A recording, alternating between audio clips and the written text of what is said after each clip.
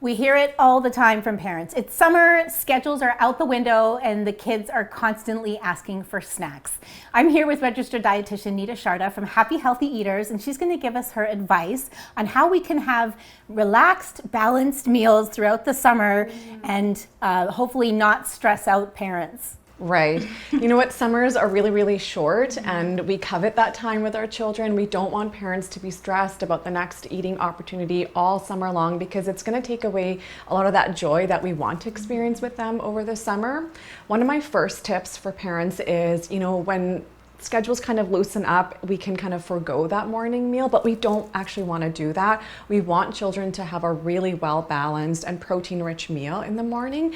And the reason why is because it can actually help to prevent snacking behaviors into the evening. So if you have children who are asking for a steady supply of snacks into the evening, don't just focus on, what happened in the afternoon or in the evening. Actually go back and ask yourself, did I offer a well-balanced morning meal? Because we know that it helps to maintain fullness and set that tone over the course of the day. So do not lose sight of that morning meal. So can you expand on what you mean by balanced? Totally. So we have a really great acronym, FFPP. It's super simple. You want to make sure that your child has a source of fat, some fiber, protein, and produce. And the sum of all of this will really help to ensure that your child is getting well-balanced nutrition, but also feeling full so that they're not hungry every 30 to 90 minutes. And it kind of buys you a little bit of that time. The other thing that, you want to keep in mind is with the protein is proteins that are really well absorbed, digested, and whole proteins for your child, and eggs is a really great example of that for children, and there's so many different ways that we can offer eggs to children as well. So balanced meals are going to check off those boxes for nutritional needs, and they're going to help to make sure that your child is full longer in the day. And so the snack schedules, how important is it to keep a snack and meal schedule?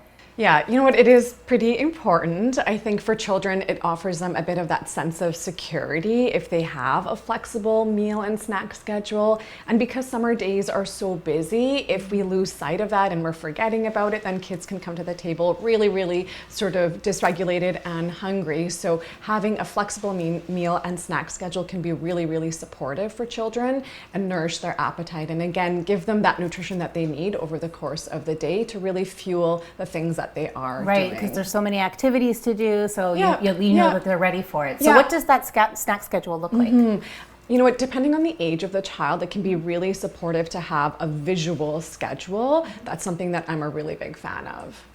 So you actually have a board and you write it all out? Yeah, so it can be really dynamic. Something that I like to do in my home is I actually take photos of my children, maybe brushing their teeth, reading a book, playing, eating breakfast, having a snack, and then I just sort of line that up. And for really young children, they don't really have a really great sense of, what time it is, even the day of the week. So kind of having a visual schedule can be really helpful. And again, families can do what works for them. You could take photos of your children, but you could hand draw them or find different graphics as well. And it can be really, really, again, dynamic and change with sort of what is changing for your particular season with your family. So going back to balanced meals, what are some meals that parents can get ready and have ready to go? You know what, there's so many different ideas, but I think a couple that come to my mind is, parents can easily prepare hard-boiled eggs, add them into bento boxes, and that's a really special novelty for kids, is to sort of see it styled with all of the other foods that they really enjoy. Pancake dippers are also a lot of fun, and what I like about this recipe is that you could batch prep them in advance, which is a great parent hack. Throw them in the freezer, get them thawed, and then serve them with a little bit of marinara sauce, and kids really like that. Another idea is you could prepare some egg salad and roll up some pinwheel sandwiches, and children really enjoy that as well.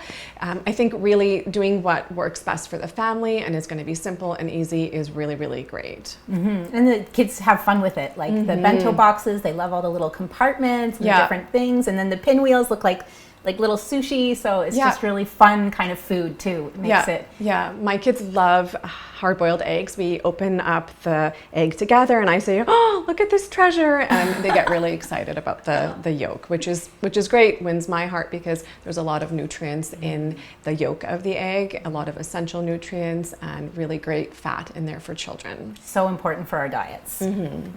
These are really great ideas. Do you have any other tips for feeding kids in the summer? Yeah, and actually it's not necessarily about the feeding per se. It has a lot to do with sleep.